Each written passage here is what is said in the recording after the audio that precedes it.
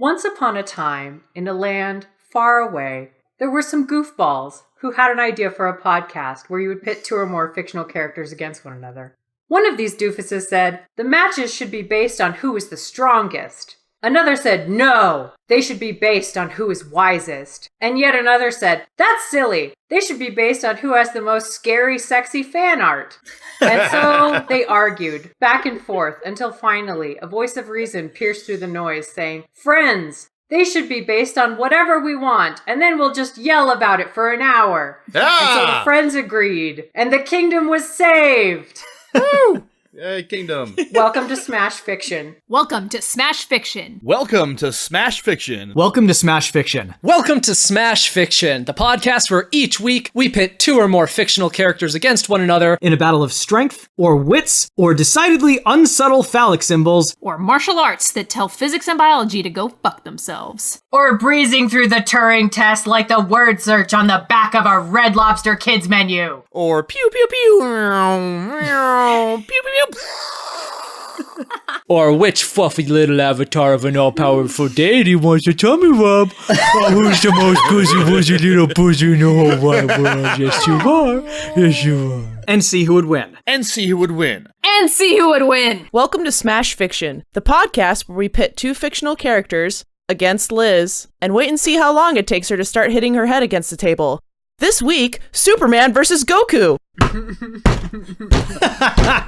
That did not take long. Even the new kid, Kylo Zen, Buddhist Sith Lord, has screwed up majorly. He had a golden chance to kill his father, the legendary smuggler turned resistance commander known as Zorro, but apparently that wasn't the enlightened thing to do. Fucking millennial Falcon generation. Oh, God.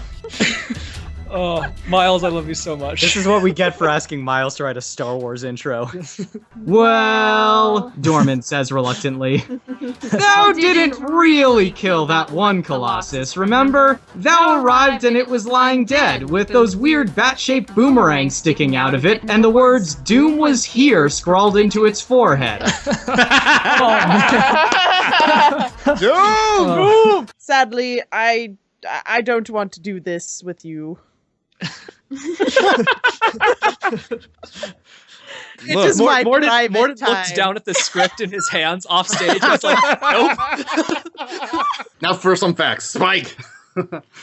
Thank you for implying that there were no facts in the previous section. Yeah. I guess because all the facts in the world are in mine. I'm gonna go with like a big, burly, like sworn sword, like sellsword bodyguard type. I like that a lot. it. Here to protect the merchant and his red priest companion. With a beard. With a beard. And remember, Matt Murdock is blind, and we all know the saying, blind as a bat. And you know who is a bat? Batgirl. Instant win for Spider-Gwen. We can just call the match here. I think they just won. I'm a vampire! I'm a vampire! I'm a vampire! I'm a vampire! Guys, Dracula's hitting on me and I don't know how to handle it. So skeevy. Welcome to being a woman. I'm saying, like, when I signed on to play a female character, I was not prepared. Hashtag not all vampires. But definitely this one. Hashtag all Draculas. Hashtag yes, all Draculas. Yes, all Draculas. Did we ever address why Bob is called Bob? And there's not really a I huge think we story. should. I feel like Just her Me name. too. It's Well, just a name. somebody else The had the mystery. name, and I killed them. Yo, I've been ghosting and killing, but now I'm a rapping. My hook's so big you'd think I was a captain. Now I'm in the scene, I'm gonna be filthy rich. But all I got for you, man, is sweets for the bitch. Oh, yeah, that was unfucking believable. Alright, I'm gonna go find a lump of shame and just live there for the rest of my life. So everyone, I'm single now. On that note, let's Fuck you, move Miles. over. Well, Freddy Krueger, get in the middle of it. All right, somebody yell at Freddy. Stitch, you are now a blue-furred dog, roughly the size of an elephant. If you think for 1 second that you don't do squats in hell, let me tell you something. Squats are all you do. Is it just like hell Pilates down there? Yeah. It's just Absolutely. burpees day and night. Oh no! So her name, it's going to be Magic Meat Flap. What? It is only logical to choose the soup that will not kill you with space diarrhea. On this quest, please stay dressed. No one needs to see your chest. I don't care how many times you say that your abs are the best. This behavior should be curbed, cause we're all a bit disturbed. Every time you lose your britches, don't believe me, even stitches. Disgusted with how you prance, do you hope to find romance? Cause there's something I feel needs to be expressed. I am an intellectual and demisexual, and I request this be addressed, and that you please stay dressed. They've met their match, we shall prevail. There's just no way that our relationship could fail. So now you hear our primal roar. We're coming harder than we've ever come before. If that's suggestive, then your mind's a dirty whore. And you've never seen a Disney movie before. Okay, you want Geralt to put his sword up the creature's butthole. Yes, I not see. Dante. And yes, unlike the judge, this is me avoiding a pussy joke. You're welcome. Don't worry, we have plenty of those coming up. It's most likely going to be some hoodie-wearing, 20-something, tripped-up, paranoid, introverted dude who's got more experience fingering a keyboard than a woman. Was this an argument of sexy? Because I didn't think there was a You guys contest. win, hands down. So, Dr. Solus, some people have been saying they've picked up on some romantic tension between you and Daint. Any comments on that? Morden uses neural shock on himself. Obviously, Cloud Strife. He lives in a post-apocalyptic world. He doesn't even know what the fuck a vegetable is. That's a crisis situation for him, as a frog grabbing a balloon. In his defense. What were the fucking odds? Who did this? Who did this? Oh. Ghosts? Miles, do you want an Age of Apocalypse? Because this is how you get an Age of Apocalypse. I shot a kid in the face, kid. It's okay.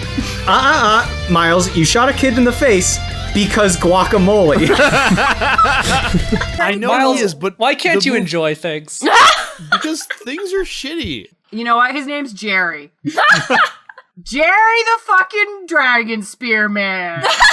Okay. Dragon poker extraordinaire. Yeah, Dragon Poker Jerry. God damn it, Jerry, what you doing?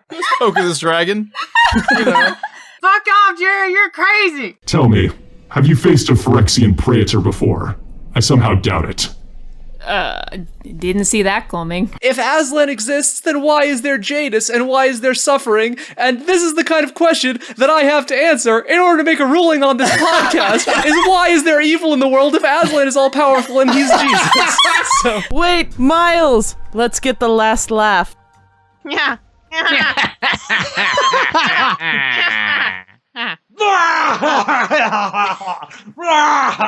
Shut up, you boob.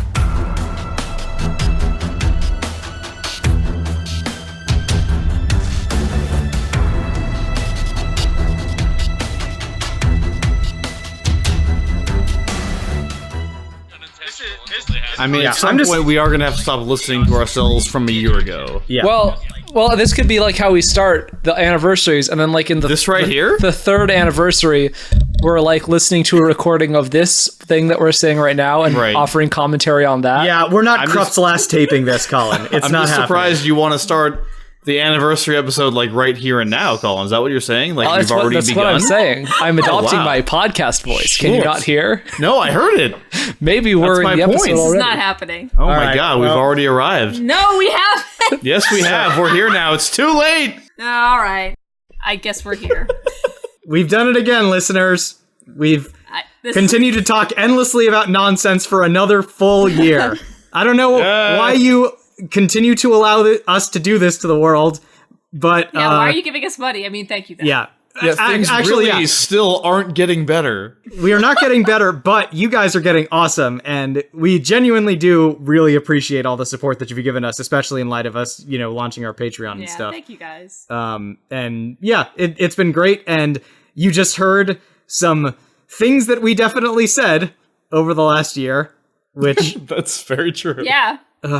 Presumably Dan rapping was in there somewhere, and that was just Dan rapping's in there. You don't right, you good. worry about that.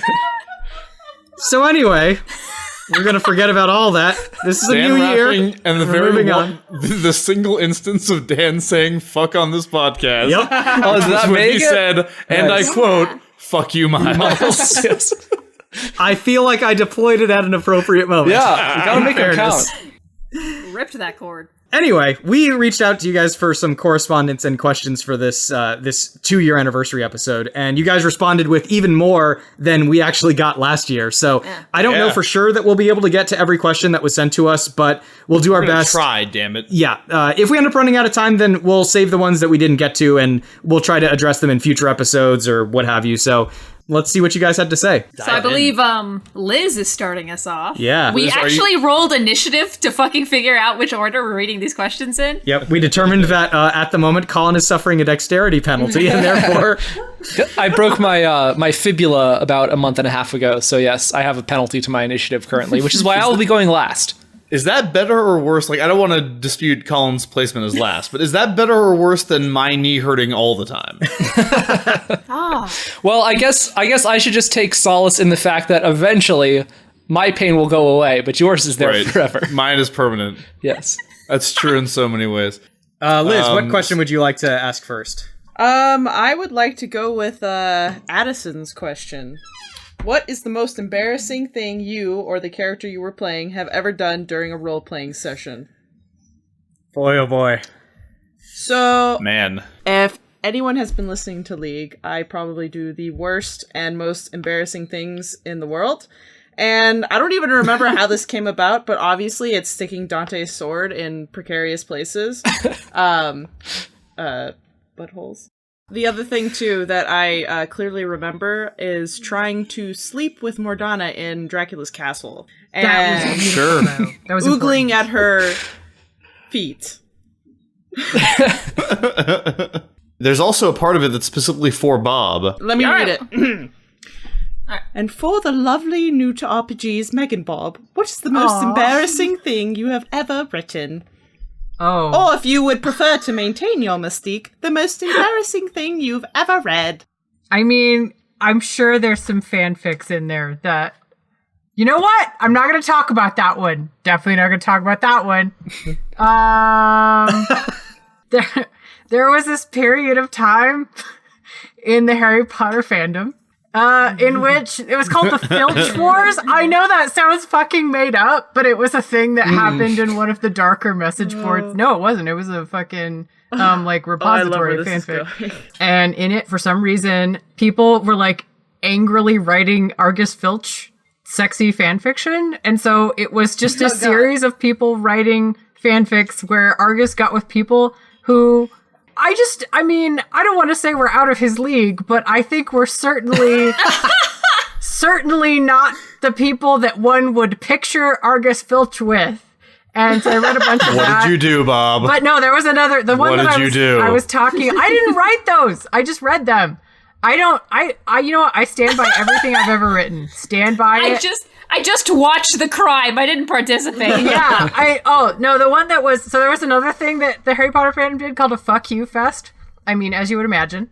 And in it, Hagrid dressed up as a unicorn for some reason. I think it was to make, like, Snape feel better. And then Snape, like, petted Hagrid dressed up as a unicorn for a little bit. And then there was pity sex. Oh, God. It said Hagrid and Snape in some sort of weird description. I was like, no, I need to know. I can't not know now. If we're talking as a player, recently I had a superhero character who was terrible at fighting mooks. He could fight supervillains really well for some reason, but we spent 3 whole sessions just focusing on me very slowly losing a fight to 3 nameless goons. That was really painful. So, that may be it for me. So, Jeffrey Ketchum writes in and says, Miles recently played one of my favorite comic book characters on Extraordinary League, Elijah Snow. Obviously, comics are a big part of the show. What are your favorite characters of all time, and what are you currently reading? So, my favorite Marvel characters are Spider-Man and Loki.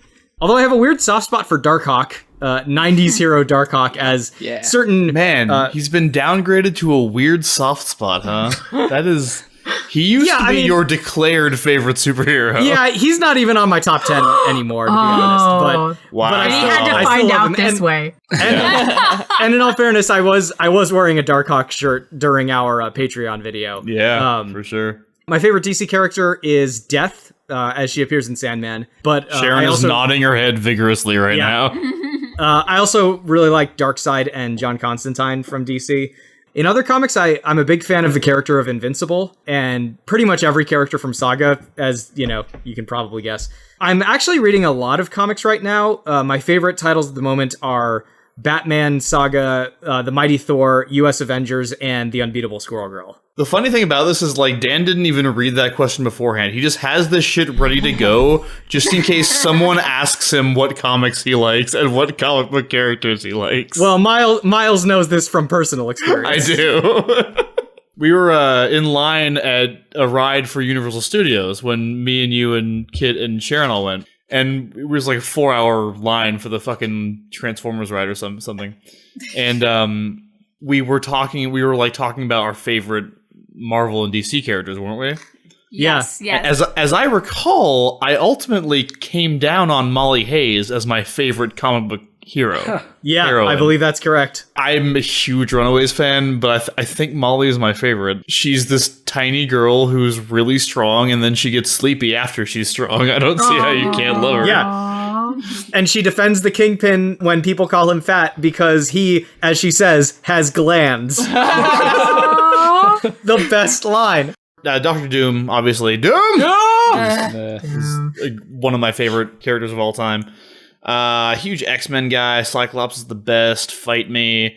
And as terms of what I'm currently reading, I'm not, following very many series like as the issues come out. My reading habits tend more to like go to trades. So recently, Sharon and I both read the first trade of The Wicked and the Divine, which is fucking amazing. Okay, I've got to go next after this. All right. Sharon just read Miss Marvel, the first trade of the Kamala Khan Miss Marvel, which was great. We got that recently. Yep, that was real good.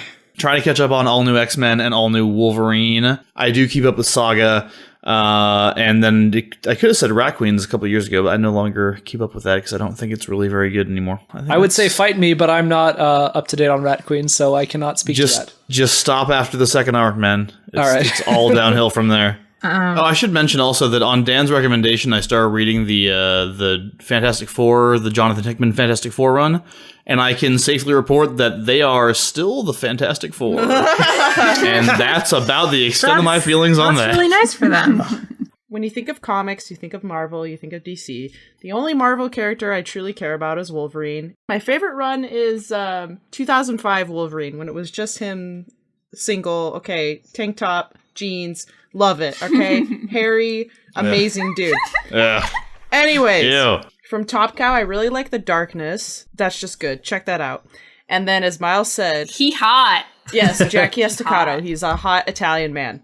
And then, as Miles said, Wicked and the Divine. So freaking good. There is literally something for everyone in that book, no matter who you are. It's just really interesting how they play with pop culture references and how, as a society, I'm getting like really philosophical here, but how we as a society have changed and how we elevate celebrities and stuff to these crazy statuses and like how it affects us and them. And it's just really, really interesting. And the art is beautiful. My favorite character at the moment is Loki. My favorite series is Agent of Asgard.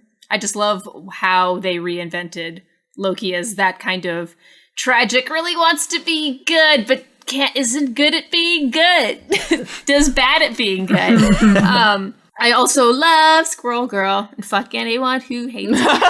Oh yeah, we actually got the first trade of that recently. We haven't read it yet. It's real good. Oh my god. I'm definitely getting it for Bob for Christmas if she doesn't get it before then.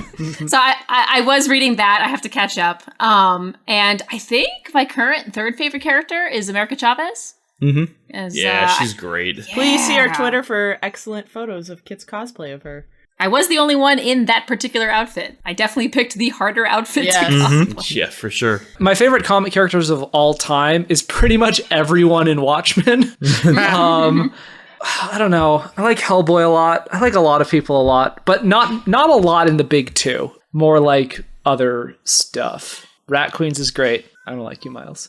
Look, Rat Queens is my favorite thing. I have a huge fucking trade of it. Yeah. It's amazing. And then fucking Upchurch leaves and it goes down the toilet, man. The other thing, a character who I like a lot is from Ex Machina, the Brian K. Vaughan comic series. I really like Jack Fearson, who's his nemesis in that. That character just really Is he the guy who controls? Is he the guy who controls animals? Yes. Yeah, that's right. Oh, in the bad way. Yeah. They do a like. He's reminiscent in some ways of Kilgrave from Jessica Jones, in that you hear a lot about him before you actually get to see him, and he's like hinted at and stuff like that. And when he actually shows up, he uses a very simple power in a very terrifying way, and it's just like I don't know. He just stuck with me a lot. I really appreciate that guy shows that the animal control power is really cruel to animals. Yeah, it's like not a good power. It's kind of like what Hub was talking about Aquaman was actually doing. Yeah. Basically. I have read very, very few. Like, I'm really struggling. So I read Fables? Okay, whatever. Yeah, excellent. A long time ago. I never finished it. I got to like 13 or 14. I mean, it's good. It's still good. I just haven't finished it. Somebody got me Alan Moore's Lost Girls for a holiday, and I really like it. That's a good one. It's really interesting. But fuck Alan Moore. I mean, yeah, he's no, the guy. You're not wrong, Kit. You're not wrong. I know. I don't need you to tell me that. And then I got that for Viola for her birthday one year, and I was really excited because I thought she would love it, but I hadn't read it. And so we looked over it together and we're like, oh. I think it's really interesting. But I mean, it is interesting. I mean, I don't know. I try to like comics, but I'm not very good at liking them. I mean, I find them interesting and I like all the characters, but I want to know a lot more, a lot faster. But I like them. I want to be friends with them. Like, I want to go hang out with Thor a lot. I don't know. I'm really bad at comics, guys. This may come as a surprise. Bob, do you like any of our listeners well enough to read one of their questions? Oh, yeah. Well, obviously, I have to ask first fictional crush. Of course I do. You know what? First fictional crush. And MeganBob, who asked this? It's Vander Turner. I did mention Mr. Dink of Doug. He was not my first. I want to be clear on that. Not my first fictional crush. My first fictional crush, oh god, was Goofy. Interesting. He just seemed so nice. And like, I can see that. really liked him. And I was like, oh. I can totally see that. You know, I can understand now how you went from him to Mr. Dink. So that's less of a mystery now. I can absolutely see how a child would like Goofy like that. Well, yeah. I mean, I was like, oh, he seems safe and nice. Like, I could probably, you know, I could get in his car and it wouldn't be scary. It'd be fine. I mean, it would fall apart. Oh, God. But that's kind of the thing he does. I don't remember my first fictional crush. Little Kit had many. I'll give you my weirdest one because I was unfortunately not there when you guys were having your Mr. Dink discussion. So, Little Kit really liked a show called Space Ghost Coast to Coast. Oh boy. I'll tell you it's not Space Ghost that I was into. It was, oh my god, was it Brack? I like to take Nope. Moltar? Zora? Yup! It was Zora! Oh my god, I had a crush on Zora too! No. Oh my god. I don't know. I think I liked how he like brutally ripped into Space Ghost all the time. And I was like, yeah. I have never met like you just like you like a guy with a loud blink. Kit, I've never met anyone who also had a crush on him. This is like, I feel better now. For the listeners who haven't seen Space Ghost Coast to Coast, the character they are referring to is a mantis alien. Yeah. Savage. I seem to like the long face thing because I also like Brooklyn from Oh my god, Kit, that was gonna be mine! Damn it! You like a man with a good snout? Yeah. Brooklyn was probably my first fictional crush too, because I just thought he was so cool, surfer dude. Yeah. He's got long white hair. And he was kind of a goofy idiot. Dante is basically a human version of Brooklyn. Yes, and that's like the red and the white hair. That's basically what I talk about on Gameable. So go listen to that too. God, I'm trying to remember mine. Shit, it may have been April O'Neil. Yeah, it's a good one. Why are you so normal? Fuck off. The earliest one that I remember clearly was when I first came across a film called Starship Troopers. Oh my god. Oh no. Wait, let me guess which one. Guess it. I don't It's think the alien chick, right? No. I don't think it was Denise Richards. I think it was the other woman. The alien one? Whatever. The one who gets pierced in the chest. Yeah, the one who dies in the middle? Yes. Nope, not her. Damn it, Denise Richards? Nope, not her. Oh my god, was it the mom? Ooh. Oh, I was thinking of Galaxy Quest. My bad. How is it not Denise Richards? What's wrong with you? Which one? I mean, look, I like Denise Richards. I saw Wild Things, don't get me wrong. But I was watching Starship Troopers and I was like, ooh, Denise Richards is so cute. And then there's this scene where she and this other cadet race to the shuttle to be the first to fly it. And I was like, who is this other woman? This other girl who's like racing Denise Richards. She's in that one scene, but the actress who played her, this was the first time I'd ever laid eyes on Amy Smart. And I went out and watched every fucking Amy Smart movie there was. I remember your Amy Smart period, sir. That was period. It all started with that like 2-line cameo in Starship Troopers. Oh my god. I gotta see this. Oh man. You know, I should throw Laura Croft out there too. She was a big one for me. That's true. That is true, actually. Those polygons. Ooh. Yeah, we used to find the hacks that made her naked in those early games. Oh god. Absolutely. Everyone, you need to search for the cosplayers that cosplay Lara Croft as like. Yeah, it's so good. I've seen it. They make their face and her boobs all pointy and stuff. I've seen that. That is the true vintage. All right, Kit, your question. We'll do the one from Rafael Medina. Whom would you cast to play yourselves in the Smash Fiction movie? Oh my Who god. would you cast to play everyone else? Ideal director? What genre? Who would I cast to play myself? Let's pick the actor that played Airbud. I think they would get a good kick going. You know what? I don't want to bring the room down, but I'm pretty sure that actor is dead. You're right. Well, it's never happening then. Yeah. No one else can play me. We'll get Andy Serkis to do a CG version of the actor who played Airbud. Andy Serkis as a dog is the guy Kit. playing the guy. Well, I would like Charlize Theron to play me, but that's probably. Wouldn't we all? I don't know. Chances are I would actually end up being Michelle Rodriguez. I was about to say I would totally cast Michelle Rodriguez as you. And honestly, if we want to be totally serious, I'd probably be Michael Bay as both actor and director. Fair enough. Because every time there's a BS argument I make, there would be an explosion. I think for me, probably either Adam Driver or my brother Tim says that I look a lot like Adam Scott. So I guess someone named Adam. Also, John Cusack was the one that we threw around for many years. John Cusack's pretty good. Like in terms of the genre of this, I think it'd be a period piece. Because like obviously this would be made decades after we've become a household name, and there's a real desire to learn our origin story. So basically like a lamer version of that Straight Outta Compton movie that came out a few years ago. I was gonna say it would be kind of like The Social Network, and David Fincher could direct it. Oh sure. Well, I was thinking Rob you mean Zombie is the about director, this takes place so. before we all betrayed each other, and exactly when we got rich, and absolutely, yeah. I'd be into that. I'm thinking Rob Zombie directs. So Yeah. Because they're monsters. I think Allison Tolman would play me. And I'm going to say, I will die on a hill. Like, this is the hill I'm choosing, guys. I want Wes Anderson to direct it because it's about a group of dinguses. A group of ineffectual dinguses. Yep. There we go. I could see that. And like a quirky soundtrack.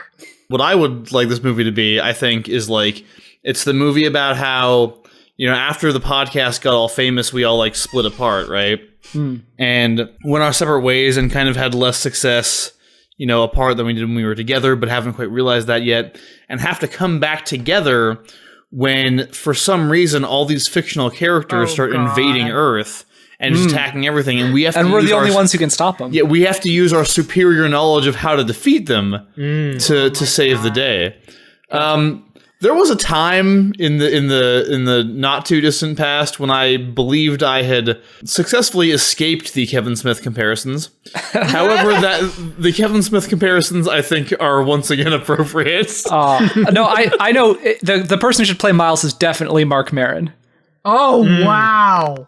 Who's that? Oh my god, that's pretty good. You are. He's the guy Mark in Glow. Maron. Was he He's like the promoter guy. Yeah, he's okay, like the sure. director. Yeah, that's fine. That guy can beat me. He seems like he has the right attitude. Yep, he definitely has the right attitude. You need to listen to him. It will be like you're going, oh my god, my spiritual father. I have a hard time knowing what I look like and knowing what kind of vibe I give off. People describe me and I'm like, yeah, all right, whatever. So I don't really know if I can weigh in on who would play me.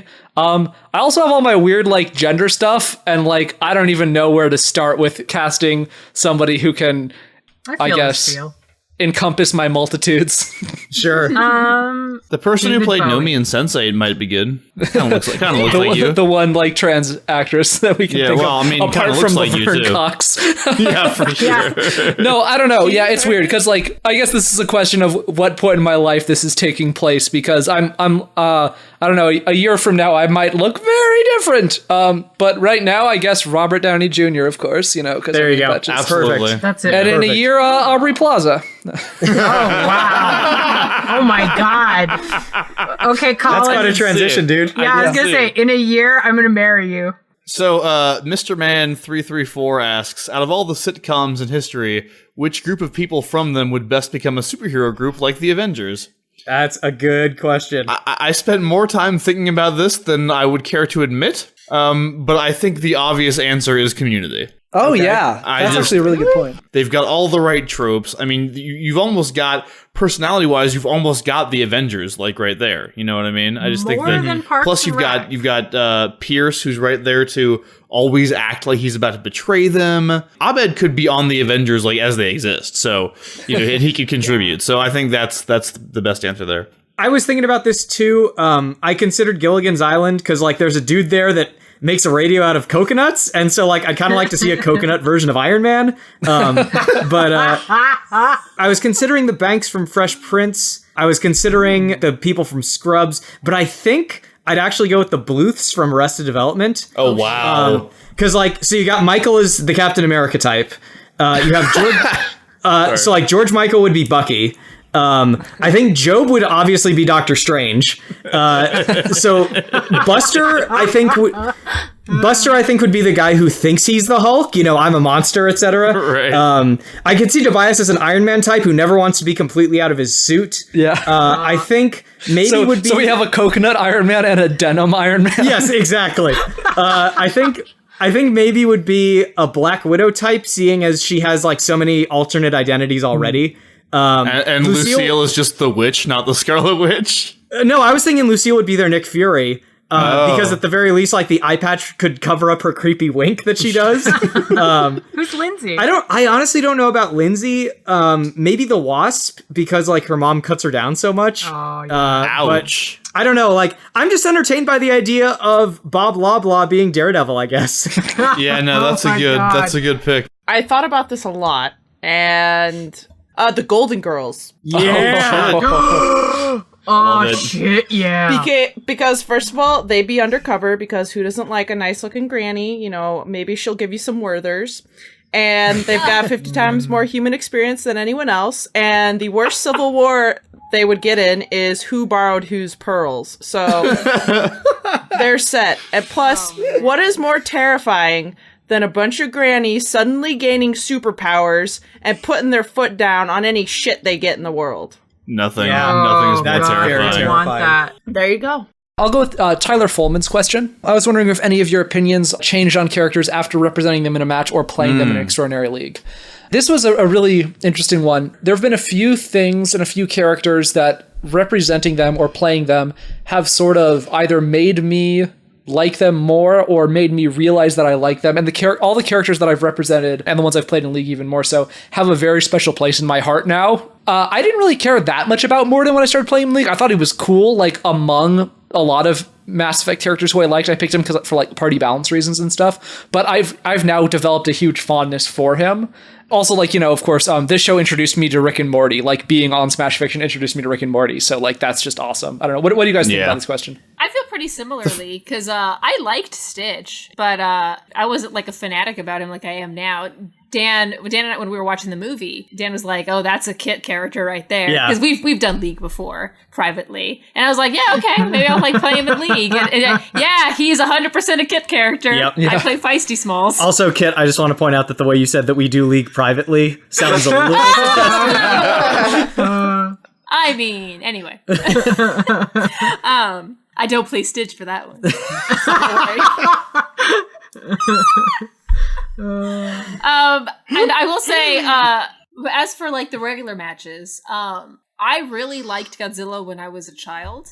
And then there was like a long period where he was kind of forgotten. You know, that happens. Like we let go of our like childhood things for a while. And then Smash Fiction reintroduced me to him. I was like, yeah, I'm gonna represent Godzilla. I used to watch Power Rangers, but Godzilla's better. And then and once I dove into the wikis and watched some movies again, I was like, fuck. He's real good. This is my god now. Mm-hmm. In terms of a character that I ended up liking a lot more after representing them, for me it was actually Lyra Belacqua, because I liked her before, you know, I read the books and everything, but I developed a new level of respect for her when we were doing the Hunger Games research, just because like I realized how incredibly competent she is. In terms of a character that I lost respect for, I have to say Skeletor. Like, I never fully understood how much of a complete joke he was, because like I watched that show when I was a kid, and you know he seemed kind of intimidating, but then like looking at him very analytically, he's kind of a joke. Skeletor and his one hit point. Yes, exactly. Like his reputation certainly exceeds his performance level. Yeah. And then in terms of League, I actually really like Cambot a lot now that I've been playing him, and everyone else seems to like him. So yeah. Cambot has my heart. I think that Jason Bourne is one that I gained a much more of an appreciation for when researching that match. Yeah. I knew about him. I had seen the first one, but going back and really researching Jason Bourne, I actually really did like. I thought that was going to be a match where I was going to be arguing something I didn't necessarily believe in, but the more research I did, the more I was like, yeah, fuck Bond, dude. Jason Bourne is where it's at. I did not know anything about Bourne before that, and then I lost all respect I could have possibly had, because those movies are not my jam. Oh, dude, those movies are so good. I know Liz is going to come to my apartment now and kill me and myself. I really, really liked researching that match. I would say also Vanellope von Schweetz, because I had never seen Wreck-It Ralph before, and so this show got me much in the same way that the show introduced Colin to Rick and Morty. The show introduced me finally to Wreck-It Ralph, and that movie was real good. That movie is great. And then in the opposite direction, I gotta say, the single worst researching experience I've ever done made me hate one of the DC characters I hadn't hated before, which was Cyborg. Oh, interesting. I thought you were going to say Batman, but you've always hated him, so never mind. I've always hated Batman. I love Teen Titans. Teen Titans was like my jam, and I love the Teen Titans version of Cyborg. And then I researched the comic book version of him, and I just like hated everything. The character I gained the most respect for, all I have to do is Yeah. Respect. The last laugh. So the exact opposite. Is that the word respect? Is that the word you wanted to use? Man, Skeletor is hilariously awesome. Like, it's just Skeletor's great. He is great. He's just is. incompetent. That's all. Also, Carmen Sandiego.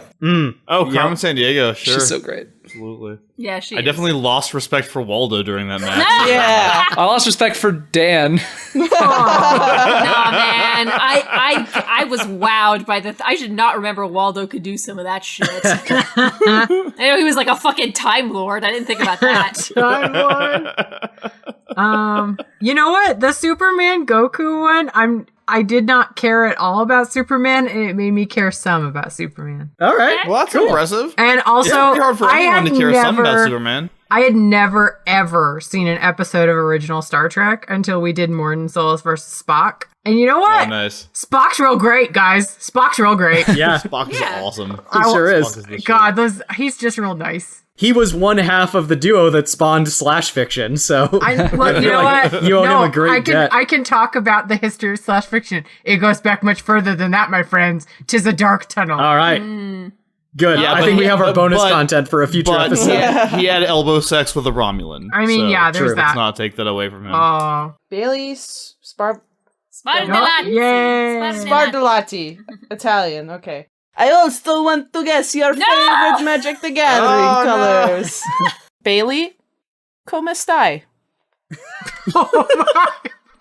Bene. God. Buongiorno. I took Italian in college, so there you Well, go. it shows. I have an appreciation. So you've guessed that I am red. It is my favorite, and it also matches my personality. Yes. Because, first of all, they're aggressive with lots of bullshit, I mean units, and also werewolves. So, Yeah. there you go. Good job. Jesus. Okay, so they guessed green. That's a very good guess, but actually my favorite color to play is blue. I like tricksy shit. I like pissing people off when I play that. And you definitely do a lot of that Oh my God, when you play succeed blue. at that shit. I have a Jace deck. I love Jace. Yeah, but no, I can totally understand why you would guess green. Aminals. Mhm. I actually love playing blue-green a lot too. Bailey guessed black for me, and that is not correct. I actually play a lot of white, and I play a lot of red, and the two in combination are the greatest thing ever.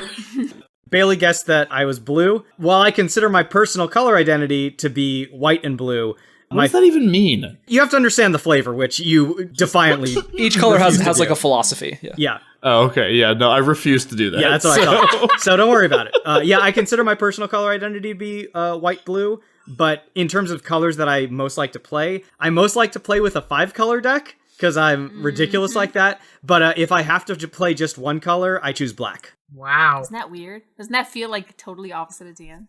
I don't know. I know. I mean, Black's knowing nothing because it about doesn't matter this. if you end up with one life at the end as long as your opponent has 0. I actually agree. My favorite color to play is also black. My order of favorites goes black, blue, green, red, white. But they're fairly close. I like to play a lot of different colors. I'm not married to that, but I just love Wow, being... so Colin, we are like exact opposites. I know we are. in It's terms of great. It's Magic. awesome. But no, like funny. Dark Confidant's one of my favorite Magic cards of all time. I bought one. It was like $60, but it was so worth it because it's so good. I love it so much. Bailey guessed that my color is white, which is not your least favorite. My least favorite color, but I still don't mind it. I play a lot of colors. They're all fairly close, like I said. I say my personal color identity is blue-red. I have never played Magic the Gathering. However, back in the day, back in the dark times of middle school, I did buy somebody's Magic deck because I like to look at the cards, and it was very affordable. So I was like, I just sat there and was like, I don't understand what this is, but it's very pretty. No, that's not a sad story. I did actually enjoy it. But I went on the internet to try and find out, and I took some tests. I mean, it can only be based on my personality. It can't be based on anything else because I know nothing. So according to 3 different very scientific tests, I am white, blue, blue, or red, green. So there you go. Unknowable. This question is unanswerable. So not black, which is fair. Yeah, I definitely see blue in you. I would characterize MeganBob as green-white. All right. I also These thought are all green. questions that we can never know. What does green-white mean? Like super community-oriented. Like all about taking care of people. Aw. So I don't know this color identity shit. What would you say mine is? Since I You're don't know. definitely blue. I would say you're blue-red. Blue-black. I don't think he's No. ambitious enough to be black. No, it's Hey, fuck You don't- Yeah, He's yeah, ambitious and being crotchety. Okay, No, that's Black those are two means like different things. ruthless and ambitious and heartless. Miles is red because he's fiery and emotional, but he's And not like and he's blue evil. because he's intellectual. So I think he's red blue. Think of it this way, Miles. Black isn't a bad color. It's just very Slytherin-like. So Slytherin isn't a bad house. They're just, Black is the color of capitalism. Yeah, Sorry for no. being- Oh, Miles, well, you're, then, fuck Miles, that you are shit. far too idealistic to be black. Like Speaking my language. this one comes to us from Sid Rabbit Blog, who says, in terms of fondness for a character, who was the toughest character for you all to judge or argue against? This is from Neil. And if it makes you feel any better, Neil, I had a very tough time arguing against Zoe Washburn in that particular match. But, you know, every now and again, logistics and the needs of the show dictate that we have to end up on one side, even though it's not our preference, and I tend to end up on that side a lot. So in my case, like, it was really difficult for me to argue against Link, against Captain Planet, against Commander Shepard, against Mordin Solus, and of course against Sephiroth. Oh, damn. man. That must be number one. In terms of judging, I really had a tough time ruling against Daenerys in Daenerys versus Mordor because I like her so much. And yet. And I had equally hard time ruling against everyone in the archery match because I really liked all of those characters. Oh, I think in just terms of recent stuff, I didn't really want to argue against Daenerys. Like, she's cool. I like her dragons and shit. But I feel like I normally talk about this in the match. I also really didn't like arguing against Iroh because I really liked Iroh. Oh yeah, I liked Iroh more than Splinter. Yeah, I mean rats are great, but Iroh's such a great character. Yeah. So yeah, that was my tough stuff. I do think Splinter deserved to win, but man, Iroh's so good. Yeah, it was good. That was my toughest judgment because God, I liked Iroh so much. I was like, oh, please be my friend and hang out. Weirdly, arguing, I really like Slender Man a lot. He seems cool. I know that's not what you're supposed to think about him, but he seems like a chill bro, you know? Sure. Sure. He keeps fucking with your audio. Have I misread I thought it was because we were friends. Sure. I think probably the hardest one for me to argue against was thanks, Liz. Or Slendy, whichever one of you that is. Slendy. Slendy. I'm done. Sorry, Miles. No problem. I knew exactly what you were thinking. Yeah, I bet you did. Probably the hardest person for me to argue against, I think, was Black Cat. I love Black Cat, and my Marvel over DC bias is well established. So that was pretty tough for me, which is why my wife had to win that match for us. And she did. And she did. For me, it's V. I like V a lot. Also Mal, also GLaDOS, also The Thing.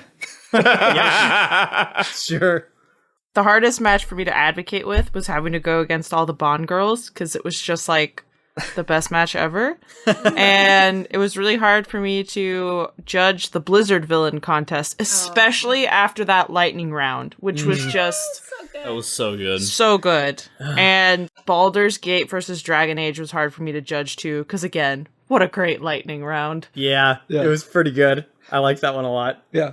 Okay, this one I am asking actually because I don't know, and I'm hoping... Well, for one, I'm hoping Dan remembers because I don't.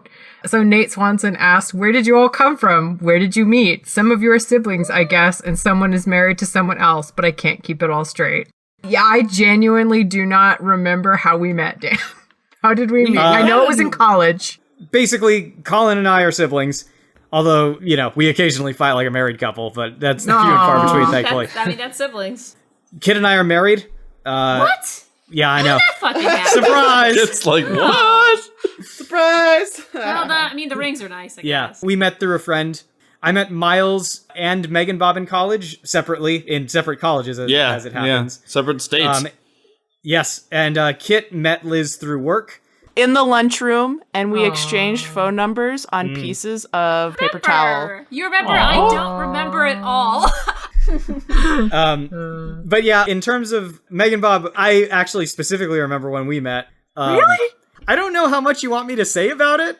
Because I don't know. Well, because I don't know how much distance you have with this. Oh God, now I'm scared.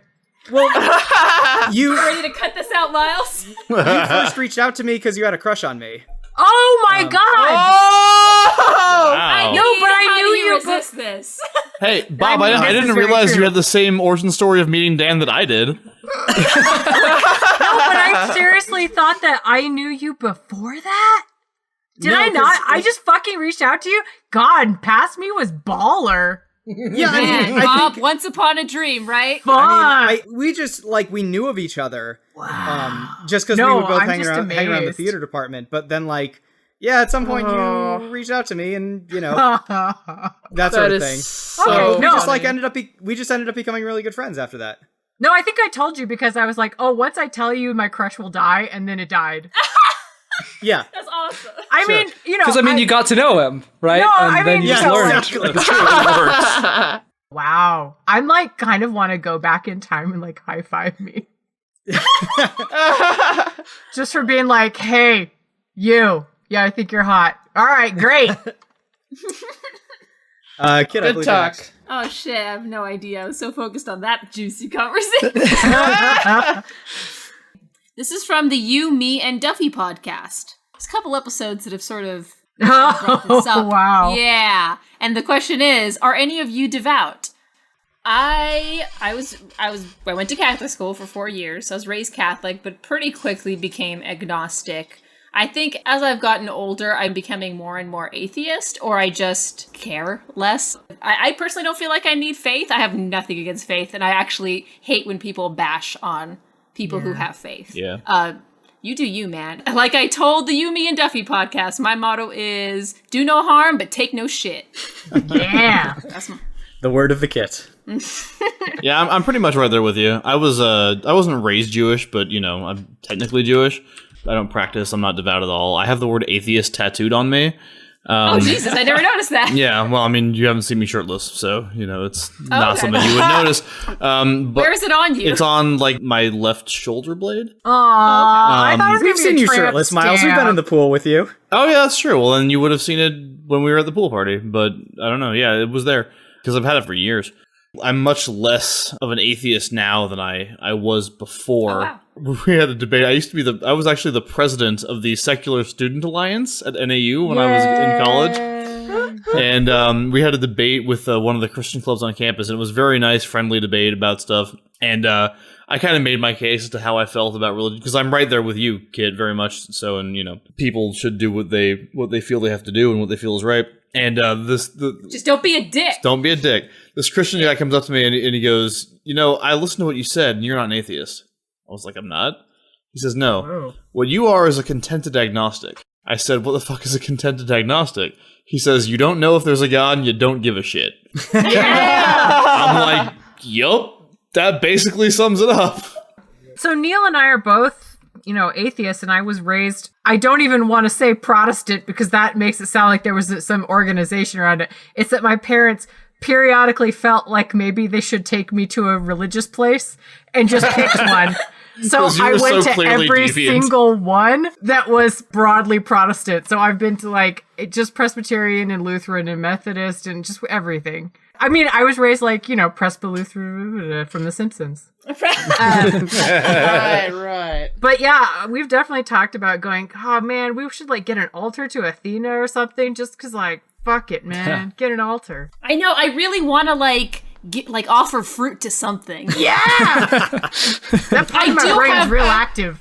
I do have two little kitsune statues. I could offer fruit to Inari. It is a slippery slope from offering fruit to offering blood. That's all I'm saying. I got blood. What's the problem? Yeah, well, then not yours. I don't want to speak for Dan, but I know growing up, I never thought that we had religion really forced on us. It was a very mild, inoffensive yet present, very good version of Catholicism that we were raised with, which is be nice people go to heaven, it's fine, it was very non-judgmental, and so I never really had a rebelling phase because there was nothing super offensive in religion as it was presented to me to rebel against. I more just sort of grew away from needing it and kind of questioned it in a very slow, gradual way in my own time. I ended up discovering scientific skepticism and stuff like that in my teenage years and getting really into skepticism. And I eventually just sort of came to the realization that the universe is this sort of godlike thing that has always existed and is eternal and great and whatever, and it doesn't necessarily need someone driving it. And I think there's a lot of evidence that there's not anyone driving it. What Colin's not telling you here is that he actually came to this revelation after the Amaterasu Aslan match when his faith was shattered when he cast a judgment. I clung to Catholicism for longer than Colin did. A lot of that still does inform my sense of morality. As Colin said, our version of Catholicism that we were raised with was very non-judgmental and very just emphasizing being kind to people and being tolerant and helping those that needed help. And I carry that a lot with me, even though I don't consider myself Catholic anymore. I kind of consider myself an optimistic agnostic, and I kind of feel like that's a more realistic scale, because in my mind, I think everyone is agnostic. and people just don't admit it. But it's like some people are just really optimistically agnostic, and they say that they're like Christian or Jewish or whatever. And like some people are really pessimistically agnostic, and they call themselves atheists. But like no one knows. No one knows. Oh, I mean, that's a cool scale. To be an atheist, you basically have just as much faith that there is nothing. Yeah. As a religious person. Sometimes it's a bit of sometimes it's a definition thing. I was raised Christian, and I kind of go with Colin. Like there is, like something happened. We exist. We don't really know why, but at the same time, like maybe there's something out there. Well, I do believe that there's something out there. I just don't know what it is. So I'm just like a spiritual person, not like a religious institution kind of person. But yeah, my philosophy is basically don't be a dick. And like religion wasn't the thing that taught me that. My parents did, like to have respect for people, to be kind. So I know, religion is a good way for some people to test their moral barometer, but it's never really held that place for me. And honestly, when I look for moral things, ethical things like that, I look a lot to Greek and Roman philosophy, honestly. Plato's allegory of the cave, Aristotle's prime mover concept, like that's all interesting stuff if you're into that. So that stuff is the Greeks good. also believed that the love between two men was more pure than the love between a man and a woman because fuck women. Yeah, I was gonna say, well, misogyny has been very popular for a very long time and remains popular to this day. Well, I'm going to ask this one because Vanderturner and Cosplay Fiend both asked it. Is there a combatant that you want to use but haven't found a proper match for? The first character in my case that comes to mind is Nico Minoru. We have found plenty of matches for her, but we've never gotten the chance to actually do it. And a lot of those matches don't feel quite right yet. It's a little bit hard to find a match for her because she's such a unique character in terms of the way she casts magic. So yeah, I would love to advocate for her and to have her in a match. Can she go against Barbie? Because that's mine. Nico Minoru versus Barbie. I don't think Barbie's walking away from that one, dude. I don't hate it. As her 50 plus professions. So that's true. I'm sure she was a wizard at some point. Clones of Barbie. I got the spell. Plastic to stone. She has to exist in multiple, dimensions because she's got 50 jobs. So sure. Yeah, that makes sense. She's like Hermione with her little time turner thingy, whatever the hell that is. I think that's a very apt comparison. Yeah, there's a lot of comics characters that I'm looking forward to representing, and I'm sure we will at some point. For me, it's like Spider-Man, Loki, Storm, Nightcrawler, lots of others. I'd love to do Driss Do'Urden or Raistlin Majer from the various D&D novels. I'm always excited whenever we do Star Wars stuff, and I'd love to see He-Man or any of the Thundercats in a match. Those are the ones I'm most interested in.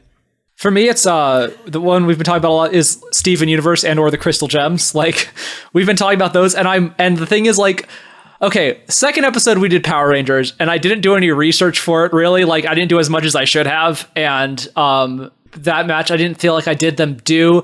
And we had like the Batman match where I didn't feel like I did them due. And like Steven Universe as a show holds such a special place in my heart that it's the sort of thing that I want to do a really good match. And I think I've been too harsh on the pitches and like not doing them because I want it to be good. And we've talked about a few, but like I'm like, no, that's too one-sided. No, I don't like it, or it's bad. The other one is like anybody from Watchmen, of course. We've talked about a few like Rorschach matches. We've also talked about a couple Dr. Manhattan matches, but those would just be like ridiculous. So I don't still watch it, but I really love the Doctor from Doctor Who. He's a fascinating character because his whole thing is like just kind of being wildly compassionate and then kind of super OP. I don't know. He's interesting. I really want to have the Doctor He's on so interesting. Can't say he anymore necessarily, bub. Also Luna, naturally. Although it would not have occurred to me until I figured out that that's who I was going to play. So for the last question, I'll read this one from the Film Narc podcast. They ask, do your arguments go beyond the recording? If so, what's the longest debate? Also, how can we become best friends? Talk to us more. We miss you. Money. The answer is money. There have been a couple times, I won't necessarily cite specific episodes where I've given someone a call, usually Dan, occasionally someone else, or like the next time I see you and I'll be like, ugh, can you believe that match? They were so wrong. Like, what happened? Not often, like once or twice. Usually it's like, yeah, whatever, fine. And, or, there's no hard feelings. And there's not usually hard feelings on people. It's more like, well, how did we lose that? What did we do? And it's usually pretty clear. It's like, like there's sometimes like there'll be one, and I'll be like, we let them dictate the way the argument went, and it got away from us, and we lost it, but we shouldn't have. I should have said this thing, and it's usually like after the recording, I'll be like, I should have brought up this point. Oh, why did I bring up that point? Like that kind of thing. Why did I let them get me? What do you guys think about this? Yeah, dude. When Dan and I are on opposing teams. Oh, whoa! Oh boy, let's keep going. Yep. Or if he judged against me. Yeah. Wow. I just sit alone and sort of think about it and go, oh God, I should have said this. Like, it's just a list of things that I wish I had said. And then every now and then, like, things I go, why did I make that joke? That was the worst joke. Oh. I've gotten really down on myself after a match every once in a while. Oh, where, yeah. like, I lose and I feel like, I let this character down, or we have a guest and I let the guest down. Colin, I remember specifically when you judged Aang Captain Planet, you were really conflicted about your decision. Yeah. It was the sort of thing that, like, on that one, I felt like... Because we talked about that for days afterward. There was an argument to be made for the other side, but they didn't make it, and I made it myself, but then but I wasn't allowed to, like, really rule on that, and I was, like, conflicted about whether or not I should do that. Yeah. Oh, yeah. We were talking about that one for days after. I definitely also know that... Yeah. Sharon and I were united in our loathing and disgust after losing the Bell and Beast Jazz Lab. I will say, we were so fucking mad. The only times I ever go, you know what, maybe I just should not be on this podcast is whenever I judge, and then I just go, God damn it. I just feel like so... How do you ever know you made the right decision on what is ultimately a beautiful... it's gleaming tower of bullshit. Like, how do you know? I don't know. Well, it's okay that Miles and Sharon lost that one because they definitely should not have won Black Cat versus I know, that's always been your rebuttal. I still am angry about it. Agreed. Yeah. You were the judge! Liz. What? I was just gonna say, wait, did I judge that? I got confused. Who did I say would win? I mean, do you guys I don't actually even remember. Do you guys actually Who won feel that? like sad Black when Cat? you don't win? Sometimes, yeah. I don't want to tell you, Bob, because I know you're very empathic. Oh no! Won I that? have to go hide now. I'm moving away to the mountains. Depends Goodbye. on how much I give a shit about the character. Who It did Memory varies, it Lost varies. Judge I feel like pick to win that? When I give a shit about a character, you can tell. Yeah, for sure. I get extra feisty. I really don't feel sad when a character I'm defending loses because, like, even if I really like the character, I tend to like characters that are imperfect. Like, I mean, Spider-Man's my favorite character and he loses all the time. So, like, I'm fine with it. It doesn't, like, affect my opinion of the character. It's more important to me that we make a good show. We should make a good show and I should win. Those are the most important parts of the show. I remember us talking about are the Voldemort two- Doctor Strange the for a two long time rules. after that match. Yeah, that one still hurts. That one- Okay, I remember. You judged that one too when we were arguing about that one for a while after the fact. Yeah, Liz, you are the most up in the air judge. Like, no one can tell how you're gonna rule. Yeah, I don't know what you were thinking with that second cage match, dude. I'm not gonna lie. Oh yeah, I won that one. That's right. Yeah. Oh, What I loved about that, Milton, by the way, Miles, right? I just re-listened to it. You mentioned that his gunpowder had the stench of sulfur, and like sulfur is an ingredient in normal ass gunpowder, dude. No, it's coming back. I think I meant to say brimstone and I got them mixed up.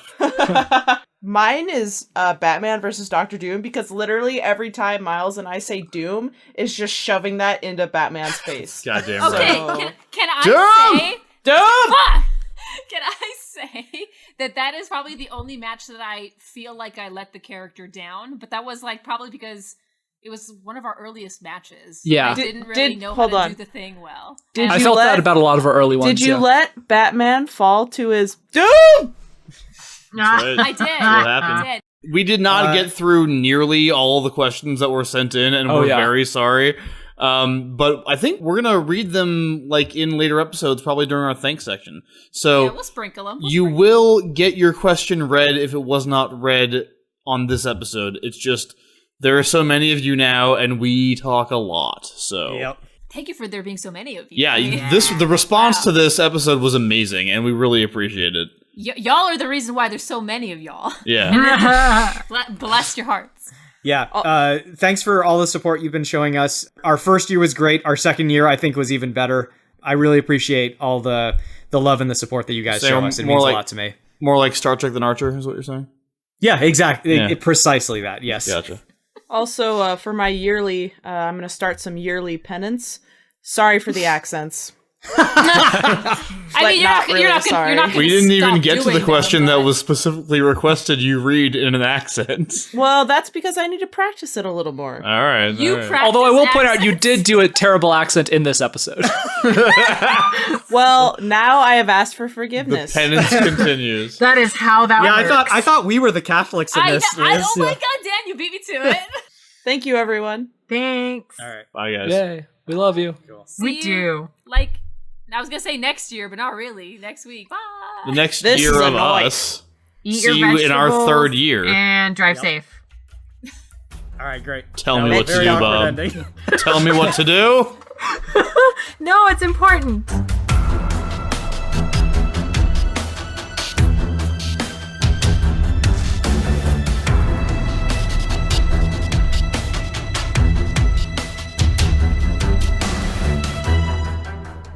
Smash Fiction is produced by Miles Schneiderman and production assistant Sharon Schneiderman, with logo design by Colin Mulcairn. Special thanks to Kevin MacLeod of the Clan MacLeod at Incompetech.com for our theme song, Hitman. You can find us on Twitter at Smash Fic Podcast and search for the Smash Fiction Podcast on Facebook, Tumblr, and YouTube. Subscribe on iTunes or your podcatcher of choice, and if you leave us a good review, we shall become more powerful than you can possibly imagine. Smash Fiction is made possible thanks to our supporters on Patreon at patreon.com/smashfictionpodcast. Please consider donating as little as $1 each month. It helps us keep the show going, and we have great rewards and extra content for those who help us out. If you have any suggestions, feedback, or other contributions, send them to us at smashfictionpodcast@gmail.com and help us continue the fight.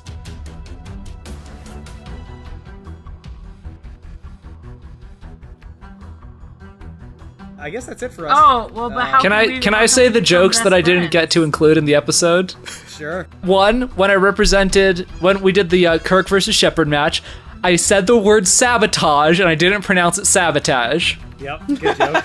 Well, this is one that you all missed. I wasn't on the episode, but you had a team being represented by Jay and Miles, and there were no Jay and Miles explain the humongous jokes. Yeah, that was bad. And the last one, I remember when we had our the first cage match and we had the lightning round where we could pick a previous character to come on and be our tag partner. None of us picked Ghost Rider. What is wrong with us? That is all. All good jokes. Good jokes. Yeah. Lost now, forever. I mean, I think somebody tweeted that nobody made a got your nose joke about Voldemort. I was like,